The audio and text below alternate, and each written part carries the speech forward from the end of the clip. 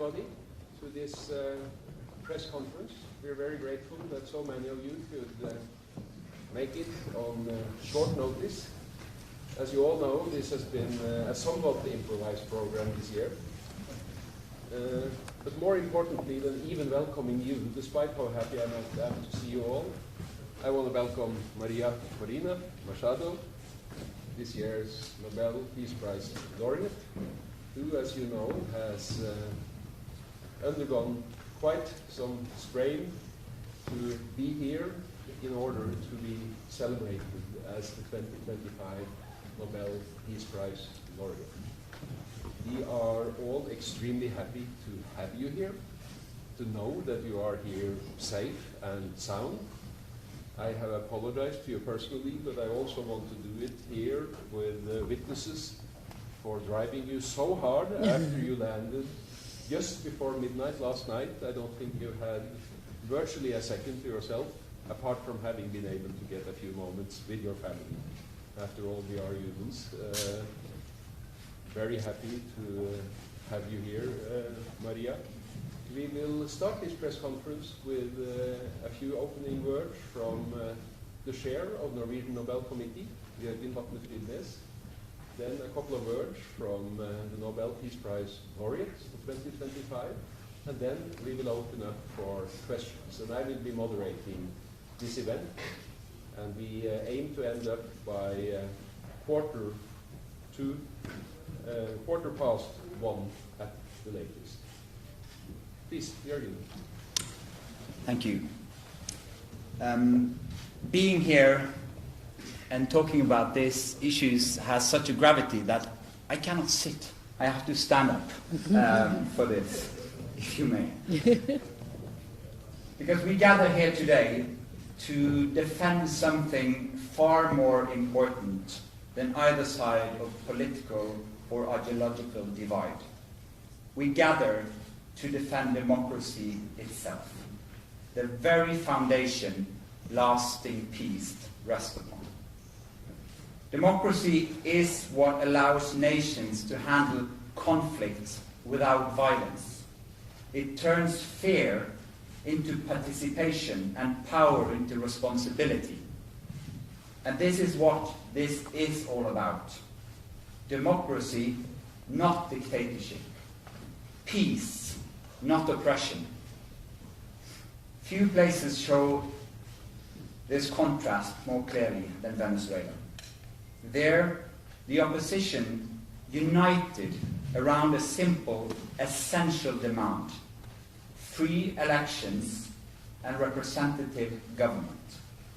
This shared commitment, despite political differences, is the very heart of democracy. But today, Venezuela faces the opposite. The country has entered one of the most repressive periods in years. The goal is no longer to fill prisons, but to silence those who can mobilize others. Torture, isolation, and inhumane conditions persist across detention centers. Families disappear into the machinery of repression. Fear is their tool of governance.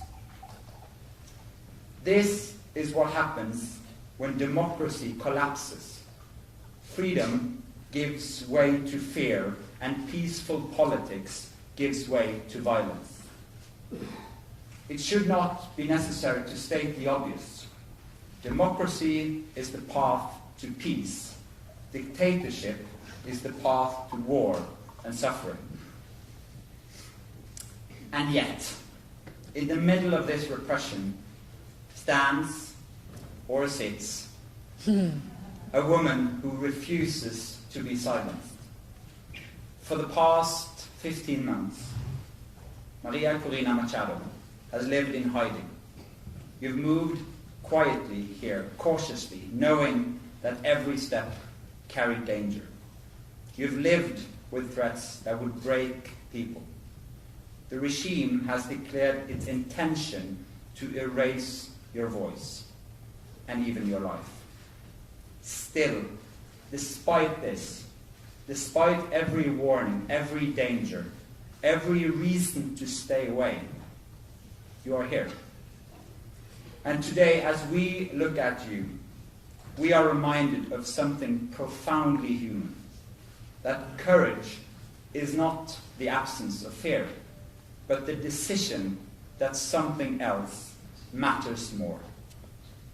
That is why we in the Norwegian Nobel Committee wrote in October, as the leader of the democracy movement in Venezuela, María Corina Machado is one of the most extraordinary examples of civilian courage in recent Latin American history. But citations and speeches cannot grasp and capture what it means to see you being here in this room, in safety and in dignity.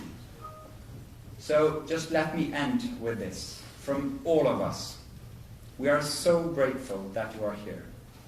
More grateful than any word can express. Grateful that the threats did not stop you. Grateful that fear did not silence you. Grateful that despite every risk to your life, you choose to come. Your presence here is a reminder that hope, courage, and love for your country, love for your family, can outlast repression. Thank you so much for being here.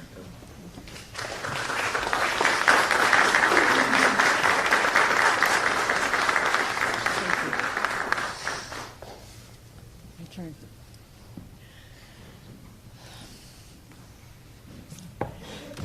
I will start by thanking you all, every one of you who's here today.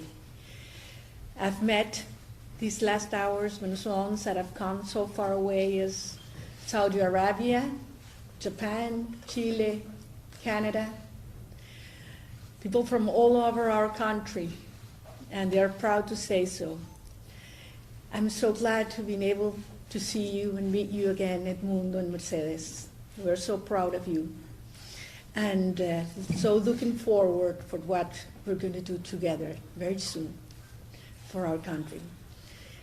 Seeing friends, colleagues that I have not seen in the last 8 or 10 years, but that have stand firm all around the world, closer every day to Venezuela.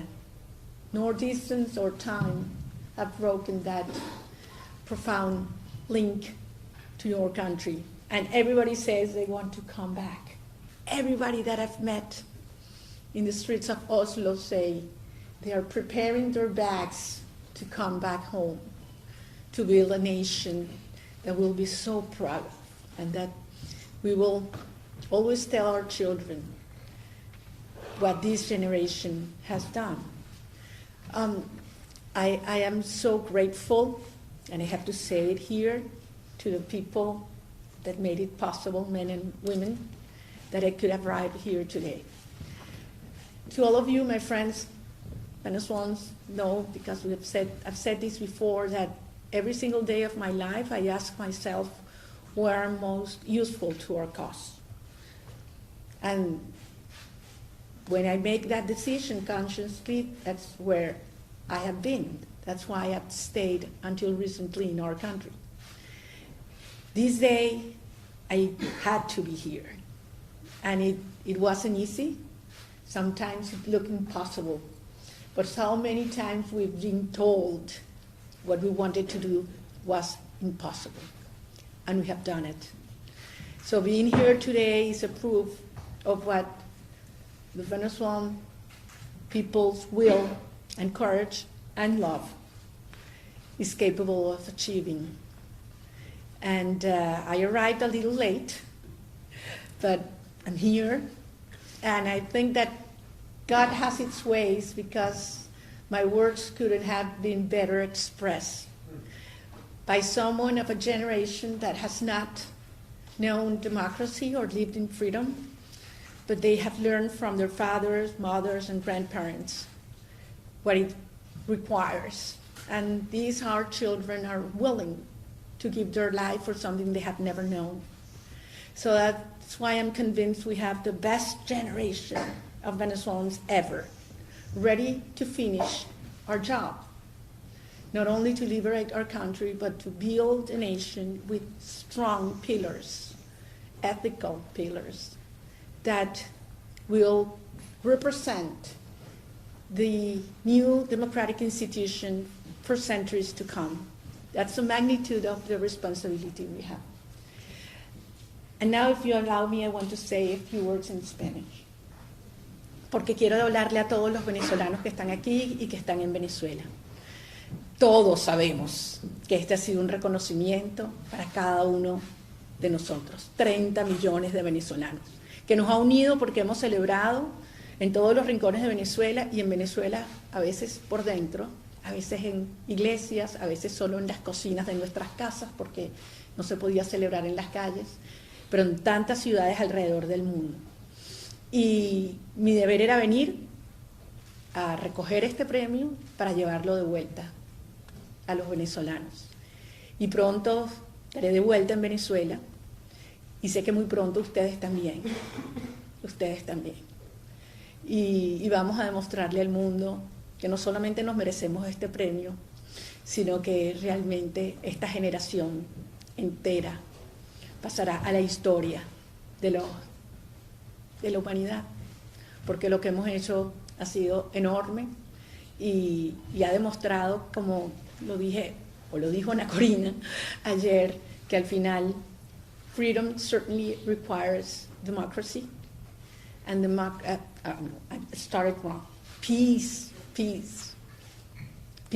requires democracy, and you cannot have democracy unless you conquer and defend freedom. And at the end, to maintain freedom, and it is a personal, conscious decision, it requires a lot of courage, civic courage, as you have said. And an individual and a society is willing to do everything, and it takes a lot of courage when the things you love most in life, most dearly, are threatened. So at the end, it is an act of love. Ultimately, peace is an act of love. And I think that's the lesson we have given ourselves. And we hope that these, can be helpful and inspirational to other nations as well. So thank you very much to all of you, the committee, and the Institute, and certainly to the Norwegian people that have shown us also much love in these hours. Thank you very much. Thank you. Thank you. Thank you so much. I know already see more hands than I can possibly register and can possibly accommodate. So this is going to be unfair, and I apologize in advance. But I already have a few names on a few people on my list. AP first. Please introduce yourselves and your affiliation. Thank you, Pierre from AFP. Congratulations too. I realize that you cannot say much about the circumstances under which you left your country, but could you say at least if you have the feeling that the Venezuelan authorities have tried to hinder you from attending the Nobel ceremony, have tried to prevent you from attending the Nobel ceremony yesterday, and to which extent did you benefit from help from the US authorities? Thank you. Thank you. Well, for the reasons you mentioned, I cannot give details because these are people that could be harmed. Certainly the regime would have done everything to prevent me from coming. They did not know where I was in hiding in Venezuela, so it was hard for them to stop me. It was rude, nonetheless. And yes, we did get support from the United States government to get here. Thank you. And I have to ask everybody to limit yourself to one question and not follow the air since people will sneak in two questions into one. That's an old, well-known trick, and it did work in this instance. It may not work again. Please, with the light hair there, yes.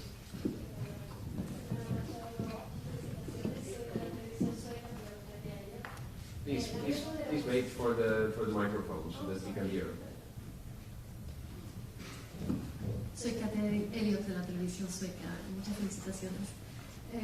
La meta de la oposición venezolana es la transición democrática y la salida del poder de Nicolás Maduro. ¿Considera usted que en algún escenario sería necesario una intervención militar estadounidense para lograr esa meta? Bueno, muchísimas gracias. Voy a contestar en español porque la pregunta fue en español. Supongo que el público se lo desea. La sociedad venezolana ejerció el derecho al voto y la soberanía popular el 28 de julio del 2024 y de manera aplastante eligió a Edmundo González Urrutia como nuestro legítimo presidente.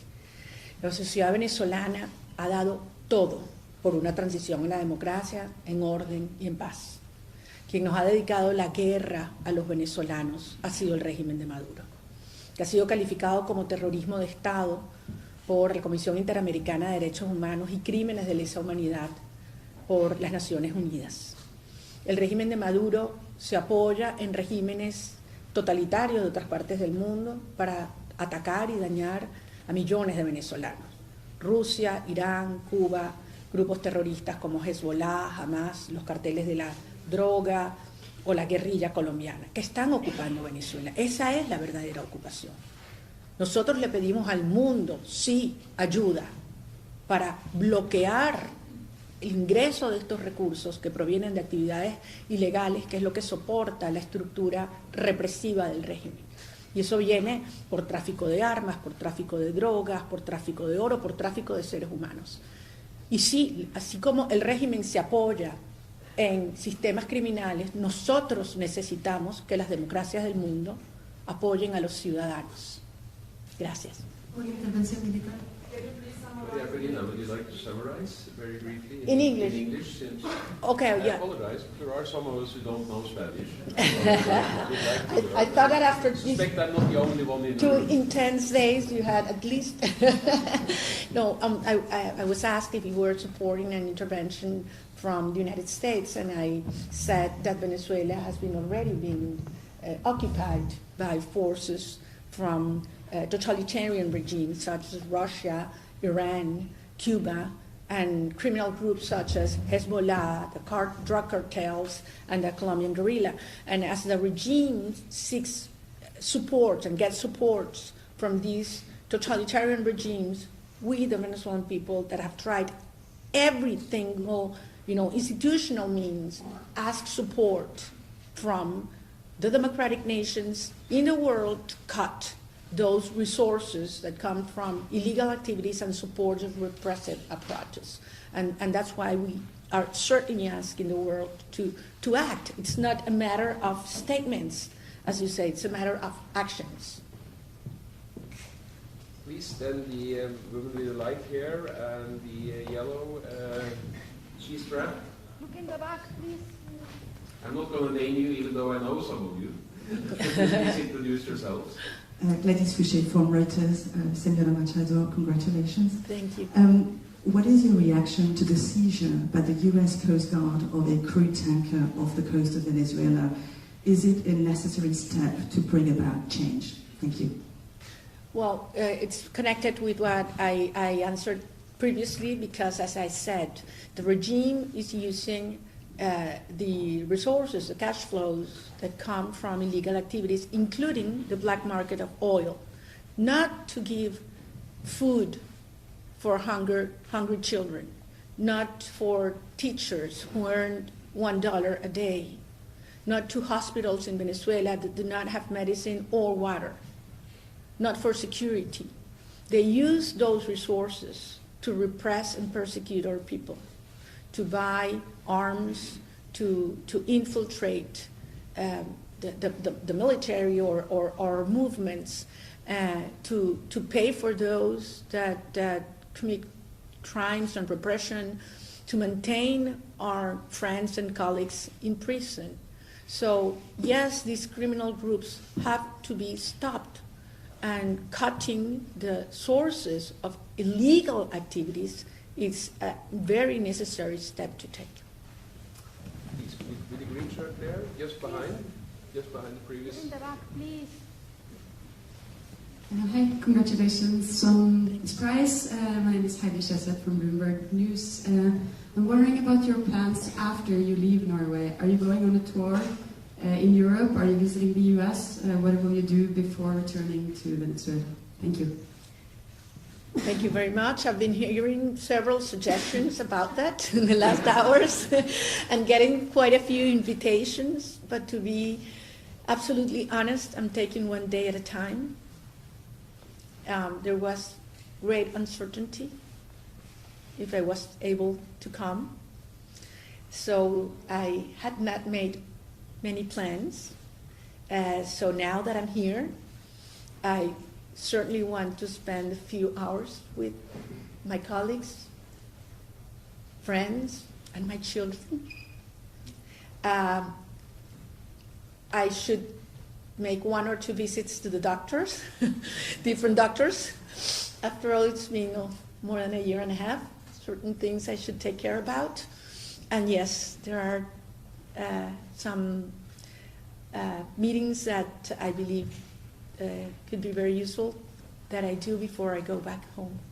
¿Puedes repetirlo en español, María Corina, por favor? We are not accepting unsolicited questions. There is a moderator here. Please.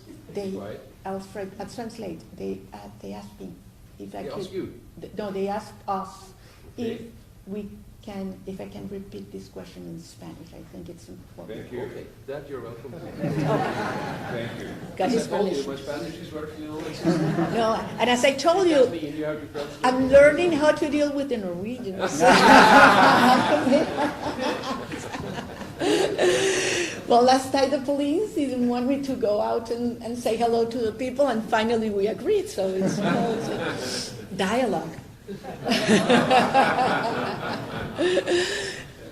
Me preguntaron cuáles eran mis planes para después de la estadía en Oslo, y le decía a la reportera de Bloomberg que la verdad es que estoy llevando cada día a la vez. Al final no tenía la certeza de que yo vendría y por lo tanto estoy pensando que es lo más útil para nuestra causa que yo debo hacer. Si quisiera estar algunas horas con mis hijos, con nuestros equipos, que después de todo tenía mucho tiempo sin verlos y hay mucho que trabajar y siempre en persona se puede ser mucho más eficiente. También tengo que hacer 1 o 2 visitas al médico y quisiera también tener algunas reuniones antes de regresar a Venezuela. Here in the dark shirt, yes. Thank you very much. My name is Mónica Arbuela. I am from Radio Latin America here in Oslo. And this prize has been... To speak up a little bit. Yeah, this prize has been very controversial here in Norway. Some people are very happy, the Norwegian society is very happy for you, but other part of the society is not so happy. They say that your constant calling for intervention, international intervention, and your rejection to participate in the dialogues with the opposition and the regime don't be aligned with the Norwegian, with the Nobel Peace Prize core principles. So for those people, for those Norwegian citizens that are not so agree with the committee, what do you say to them about take a dialogue as a path to restore democracy in Venezuela? Thank you. Thank you very much. Well, I have to say that many times in our journey, the truth has been very uncomfortable for some people. And we have paid a high price for telling the truth. And many times it would have been much easier and politically correct to keep in silence. But we decided to speak out. And it brought us sometimes pain and people that wouldn't understand our stances. But at the end, I think that holding to the truth it's what creates trust, and that's the essence of what we're fighting for. So I respect other people's views, and I know that the situation in Venezuela is very complex. But this morning I had a great conversation at the Parliament, and there were representatives of every single political party in Norway. And I was so impressed to see how a society with institutions can work and passionately defend their ideas, but do it respectfully. And that's precisely what we want in Venezuela. That's what we're fighting for. So I ask anybody, that perhaps, and it's their right to have a doubt, to look further into what's truly at stake in Venezuela right now. And this is not only the unity of the opposition, but I insist it's the unity of the whole nation, what has happened in our country. Please, in the back, please. Thank you. Thank you. Alison Bunker from Sky News. President Trump has said that Nicolas Maduro's days are numbered. You've spoken about the people of Venezuela returning home very soon. What level of coordination is going on between yourself and the US administration about the day after Maduro goes, the weeks after? Well, we are not involved at all in the decisions or operations that regard to the national security of other countries.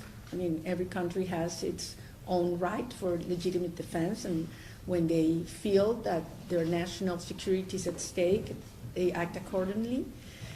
We have been working hard, not only with the US government, but other governments in Latin America and Europe, in terms of explaining in detail how we are prepared for the first 100 hours and the next 100 days in a country that has a multidimensional crisis. It's not only the humanitarian crisis, the financial crisis, the public services crisis, the security crisis, all together. So it's quite a challenge that President Edmundo González and his team have, but I want to assure you that very talented, experienced, and honest professionals within Venezuela and abroad are working together, and we have the plans and teams ready to take control on day one. The man with the white earpiece there, excuse me. Yes, please. You have the mic. Please wait for the mic. Hola, mi nombre es Alejandro Hernández de Venezuela. Preguntarte, María Corina, ¿qué está previsto en esta etapa cuáles son los pasos siguientes en esta etapa? ¿Cómo podrías dibujar la ruta que viene en estos próximos días o en el corto plazo?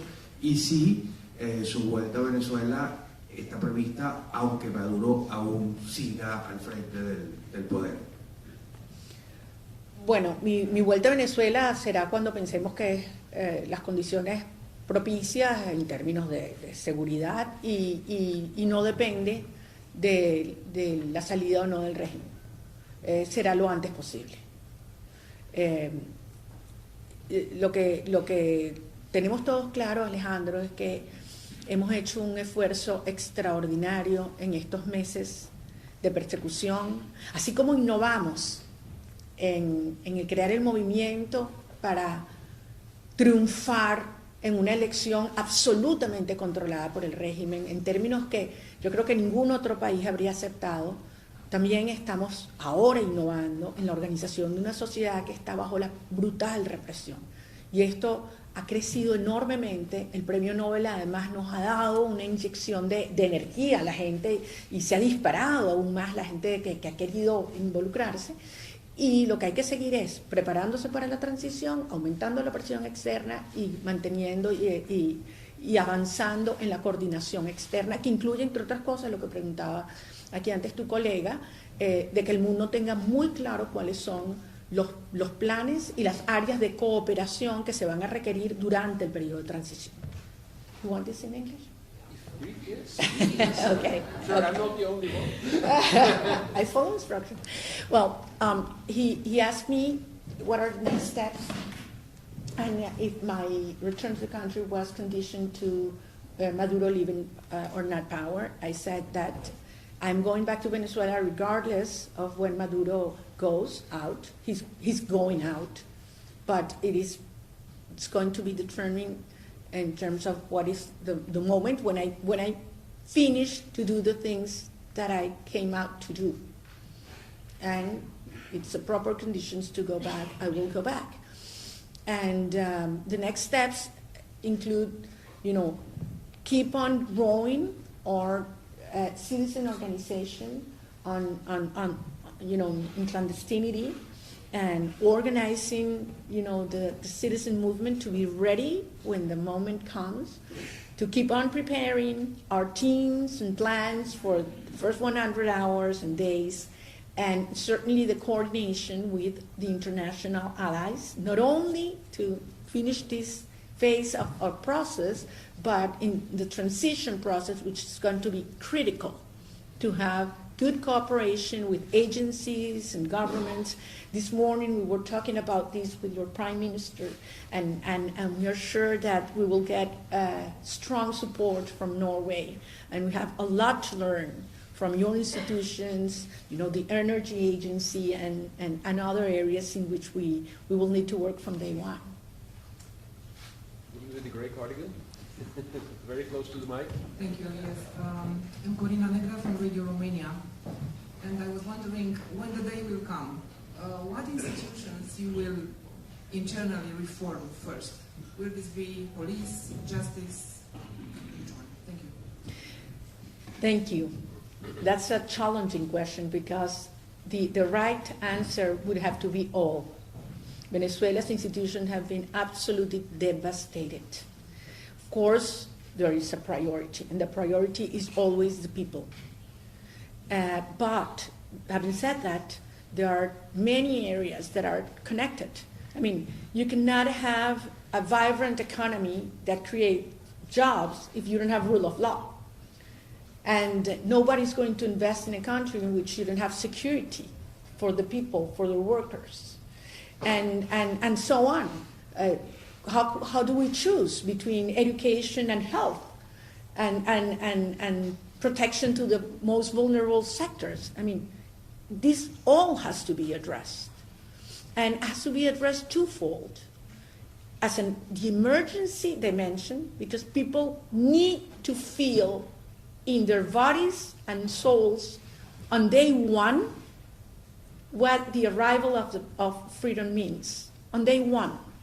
And also on a second level, the profound reforms, transformations we need to do and to build up this new institutional frame that will have to last for a long time. So we will need to work very fast on the security, police, and military side. We need to work very fast on the justice area. We need to put order in our economy and public accounts.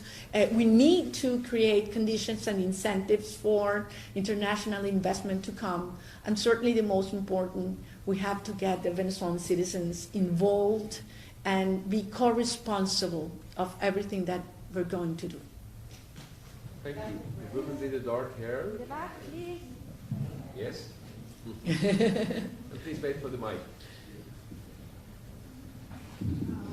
Shazia Majid from Bergenstown here in Norway.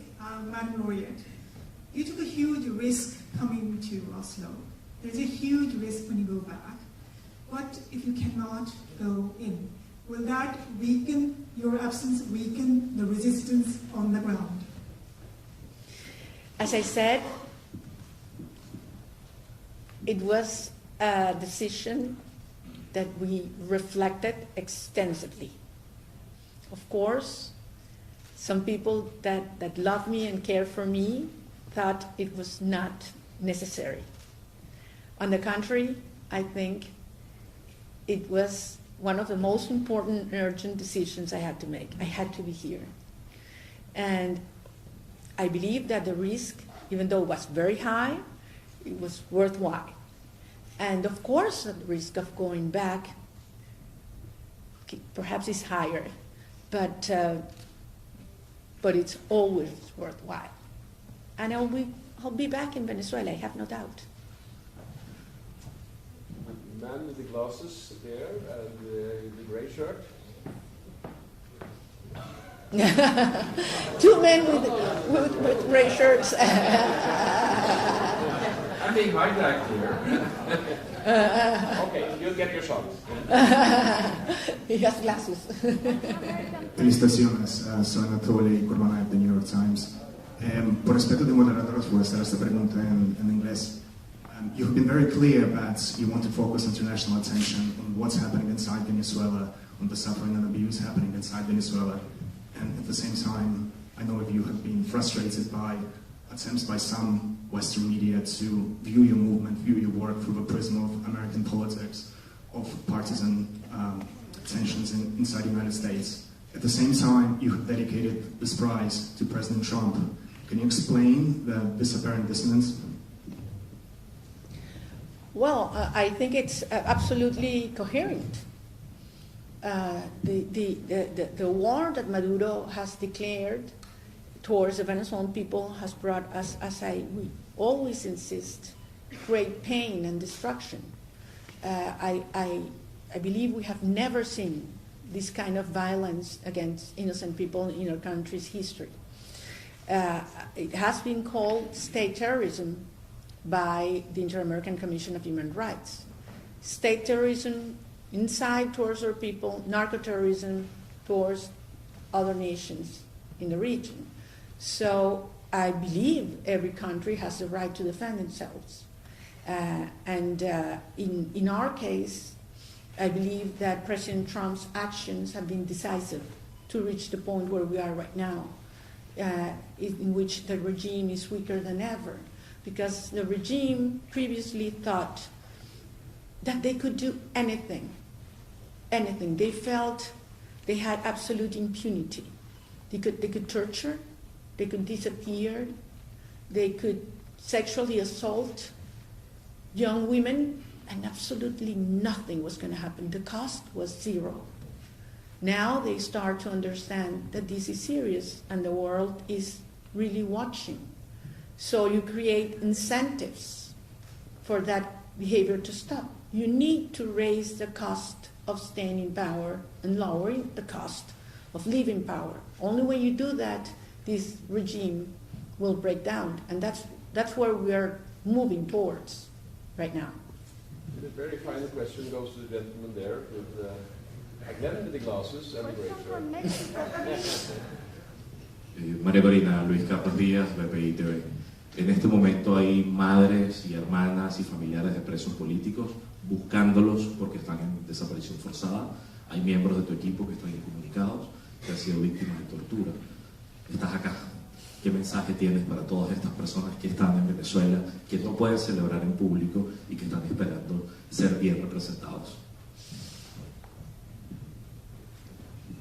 Te agradezco mucho la pregunta, Luis Carlos, porque además sé que todos los periodistas venezolanos que están aquí han sido la voz de miles y miles de hermanos y compañeros, incluyendo a Rafael, a Henry, a Perkins, Nora, Katy, Gabito. En el camino, confieso esto, que fue sobre todo una etapa muy difícil, la forma de conseguir un poco de tranquilidad fue empezar a recordármelos uno por uno y a nombrarlos uno por uno. Y me dio mucha fuerza, ¿no? Porque al final esto que estamos haciendo es por ellos. A mí me ha tocado anunciarle a madres que sus hijos han sido detenidos. Y déjenme decirle que ha sido el momento más desgarrador y difícil de mi vida. Y en este tiempo, en estos 16 meses, dedico todos los días tiempo a hablar con familiares, sean hijos, esposas, madres de muchos de nuestros compañeros, algunos yo ni los conocía. Ayer cuando pude abrazar a mis hijos, yo pensaba en en ellos. Flor, la mamá de María. En ese instante yo decía, Dios. Y madres que no han visto a sus hijos en más de 10 años porque se han tenido que ir del país, ¿no? Y les digo, es difícil que el mundo entienda lo que ha sido la separación de la familia para los venezolanos. Y fue una estrategia intencional para quebrarnos, ¿saben? Porque pensaron que con eso iban a hacer la sociedad venezolana más débil. Tú fracturas la familia, sumerges a la gente en la tristeza, ¿no? Y fíjense que al final eso se convirtió en la gran fuerza que nos ha unido y que ha derribado todas las barreras. Es decir, nuestros hijos de vuelta en casa, los presos, los perseguidos, los que se han ido. Y yo siento que no ha habido una generación de venezolanos mejor preparada para eso. El dolor nos ha unido y no hay otra generación que ame la familia, la libertad y su tierra, el poder recorrer tu país como esta generación. Son nuestros héroes y son los primeros homenajeados, cada uno de ellos, con este honor que nos han ofrecido. That's a long answer. It's about the political prisoners. Is it possible to say? Yeah, I'll do it. I'll do it as quick as possible. He was asking me that I was able to embrace my children. How do I think political prisoners feel? And I was telling them that on my way here, I was going through the names of our friends and colleagues that are currently under detention or disappeared, and remembering so many times I had to call some mothers to give them the news that their child has been taken by the regime, and that's one of the hardest moments I have gone through in my life. But what we're doing is precisely for that, so that every Venezuelan mother can hug their children in Venezuela very soon. And that's the reason why I'm here. And believe me, seeing you, each of you, has given me so much energy and strength, and I'm going recharged back home. Thank you. Thank you. Thank you, Maria. Mexico, please. Mexico here. I know I already said it was the last question, but I'm going to ask you, Maria, would you be comfortable with us extending this with a few minutes? Yes, of course. If you're comfortable with that, Yes. we will exploit your seemingly unlimited. Even further. And we will still wind up before 5:30. So, again, a lot of people will not have the chance to ask their questions. I apologize for that. Please, I am the moderator, and unless there is discipline in the room, we will have to abrupt the session, and I hate to do that. So please bear with me. I know I'm not able, to be fair. It's impossible to register 100 arms at the same time and see exactly which one was a split second before the other one. We have one moon here at the front. Yes, please. The microphone will come your way. Hi, María Corina, Natasha Kenner from Chile, from Mega Noticias. I'm going to do the question in Spanish. Me gustaría saber su perspectiva latinoamericana. Hay muchos venezolanos que se han ido de su país. Chile ha recibido a muchos, es uno de los países que más ha recibido venezolanos. ¿Qué mensaje tiene para ellos y también para las autoridades, considerando que este domingo hay elecciones y podría haber un endurecimiento en las políticas migratorias? Gracias. Como dije antes, la migración ha sido uno de los procesos más desgarradores para nuestro país. Y tenemos venezolanos en todas partes del mundo. En particular, estamos muy agradecidas a aquellos países agradecidos que los han acogido, recibido e integrado a sus costumbres, a su economía. Y entendemos que la llegada de cientos de miles o millones de ciudadanos de otra nacionalidad puede generar tensiones internas. Al final, lo que nosotros queremos es que todos regresen y que mientras permanezcan en estos países, estos gobiernos entiendan que se han ido en contra de su voluntad y que salvo escasísimas excepciones, son gente súper competente, súper preparada y que está aportando muchísimo en los países donde va. Y en el caso de Chile espero que se mantenga un espacio de respeto y de bienvenida a los venezolanos hasta que regresen muy pronto a Venezuela. Gracias. She was asking me about the Venezuelan migrants and that there's a presidential election next Sunday in Chile, and I'm saying that we do ask, we are first grateful to countries and governments that had received so many Venezuelan migrants that are hardworking and honest and family-loving individuals, and that we hope that they keep protection until they are able to come voluntarily back home. Please, Mexico here, please. Mexico here. María Corina. Sí, muchas gracias María Corina. Soy Ingrid Fadés de Clase Campen. Hace una semana usted dio una entrevista a nuestro periódico y en esa entrevista usted afirmó que... Bueno, hago otra pregunta entonces. ¿Cuáles son sus aliados principales en Europa? Porque usted afirmaron la Declaración de Madrid y quería preguntarte la Declaración de Madrid y esa unión de partidos políticos, ¿qué tan importante sea para tu proyecto político y para Adente Venezuela? Nosotros hemos logrado construir una coalición, un movimiento de apoyos internacionales, de partidos, de movimientos, de gobiernos, que va a todo lo largo del espectro, digamos, ideológico. Y nuestro presidente Edmundo González Urrutia ha sido recibido por presidentes, primeros ministros en Europa y en otras partes del mundo, de distinta orientación doctrinaria, porque al final se entiende que nuestra lucha está por encima de estas diferencias que son absolutamente legítimas y necesarias en una democracia, si tienen que ver con principios. No, parece muy lamentable que hayan algunos gobiernos que a esta altura en Europa no estén asumiendo la realidad y la naturaleza de lo que vivimos en Venezuela, pero hay otros, y hoy lo vimos aquí en el caso de Noruega, que llaman las cosas por su nombre y que están dispuestos a asumir la posición de la verdad, de los derechos humanos y del pueblo, que al final es quien eligió.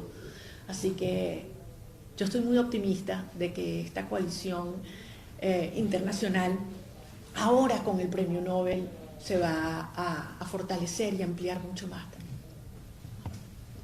María Corina, we heard yesterday. We heard. I was going to give you the word. You are about to listen. Yeah, we heard the That was a president mistake. We have the woman here in the yellow jacket first. I am sorry, but somebody needs to be the boss here. Hola María Corina, ¿cómo estás? Carla. Carla Angola de TVB Network. Quería si por favor podías ampliar un poquito sobre lo que dijiste del apoyo de Estados Unidos para tu salida de Venezuela. Si en esa agenda de la que hablas pudiera venir después de tus exámenes de aterrizar, ¿no?, a la vida de nuevo, si estás esperando una reunión con Trump. Y también preguntarte cuándo es el deadline, porque sabes que la prensa ha especulado mucho en Estados Unidos sobre si se le dio un ultimátum, sobre si la había pasado, sobre si ya Trump le pidió definitivamente salir del país, sacar a su hija, a su hijo, a su esposa, a su mujer. Él pidió indemnizar o darle impunidad a 100 miembros de su equipo. Pero no estoy hablando de fechas, sino de hasta dónde se extiende esto, en el sentido de que ya estamos en el momento en el que Maduro debería tomar una decisión, ¿no? ¿Cuándo entonces, si no la toma, lo hacen los aliados? Esa es mi pregunta. Gracias, María Corina. Gracias, Carla. Yo también dije antes que vamos un día a la vez, y también he dicho muchas veces que yo no voy a especular sobre las estrategias o las acciones que tienen gobiernos extranjeros en materia de sus políticas de defensa nacional. Y desconozco si algún gobierno, en este caso el presidente de los Estados Unidos, tiene o no tiene un deadline. Nosotros vamos hasta el final. Esa es nuestra posición siempre. ¿Crees que la gente en Venezuela se desinfla por tu salida del país? Ajá, para terminar aquí, yo di la información que puedo dar, que conviene dar, ante una pregunta de si nosotros habíamos recibido apoyo del gobierno de los Estados Unidos para que yo pudiera llegar a Oslo, y la respuesta es sí.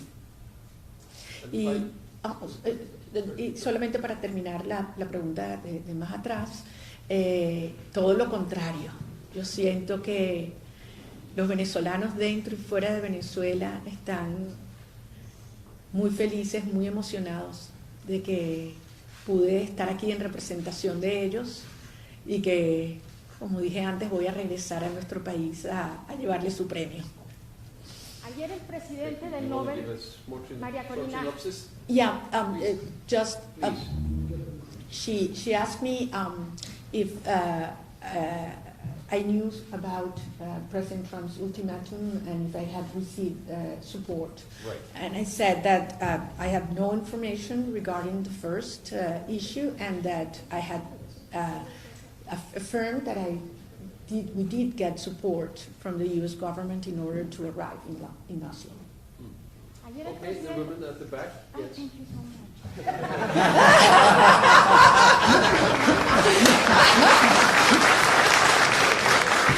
Perseverance. The thing is, you will get back. I don't want to this is this is the last question. We are now going to wind up. I know there are another 100 people in the audience who would like to ask the last one. They need to go to the forum. They have the activity. Ayer escuchamos al presidente del Nobel de la Paz que dijo: Maduro, step down y reconoce el resultado de las elecciones. Lo dijo claramente. Entonces mi pregunta es: ¿cuál es tu mensaje para Maduro? Y si nos puedes compartir si tú quieres correr para la presidencia de tu país. Gracias. Gracias. Y te felicito por la perseverancia. Gabriela Sotomayor, México, proceso. Soy corresponsal en Naciones Unidas y te vi hace muchos años y hemos corrido varios años con esta historia. Gracias. Al final, la decisión ha sido de los venezolanos. Los venezolanos logramos, en condiciones extremas, Gabriela, donde nadie creía que era posible, nos dijeron es una locura, es imposible, pudimos demostrar lo que nosotros queremos. De manera que aquí lo que nosotros estamos defendiendo y vamos a impulsar es la voluntad de los venezolanos. La segunda parte de tu pregunta fue sobre... sí, si voy a aspirar a la presidencia. One day at a time. Bueno, pero Primero lo primero. Okay, thank you very much. First of all, in English, or she asked me if I was planning to run for president. And I said that one day at a time. And, first come first. We're going to liberate Venezuela. Edmundo González Urrutia was elected president, and we will rebuild institutions so that we will have free and fair elections in which every Venezuelan inside and outside our country will have the right to vote without fear and with trust. And that's the sequence that we'll move ahead. We'll be the envy of the world. Sorry for saying that. We'll be the envy of the world with the electoral system. We'll have the judicial system. We have the educational system. We have the public health system. We'll have, and people will look and ask, "Oh, how did you do that? That was impossible." And we will have made possible what everybody thought was impossible. That's the Venezuelan style. Thank you. Thank you for your translation. I'm sorry.